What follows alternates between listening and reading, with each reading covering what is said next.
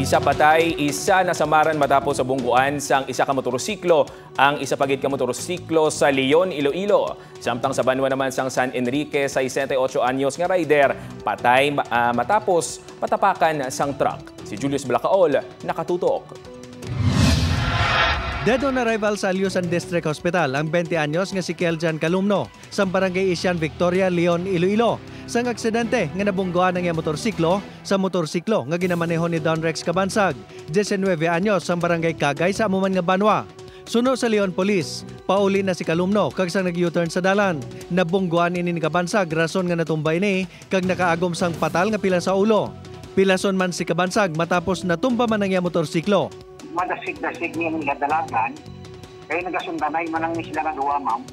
However, si Keljan Calumno, bulpihada nga nag-yuton. That is why nga nabungguan siya sa ni Don Rex Cabansag. Samtang nadunot gid ang halos tunga sang lawas sang 68 anyos nga si Nelson Enriquez, residente sa poblasyon Delgado, Calinog, Iloilo, sang nalapakan sang dump truck sa Madarag, San Enrique, Iloilo.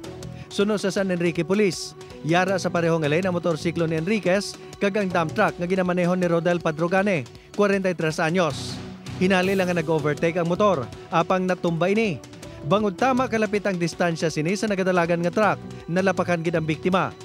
Ginahulat pa ang desisyon sang pamilya sang biktima, samtang ginkustodiya na sang kapulisan si Padrogane nga nagsungkaman pagkatapos ang aksidente. Bali daw na lost control lang siya sa iyang motorcycle. Pag natumba siya daw, sige, ang iyang dalagan. Galing kay ang ila, abisining ng distance ng dump truck, medyo malapit. Julius Blacaol para sa GMA Regional TV, Early Edition.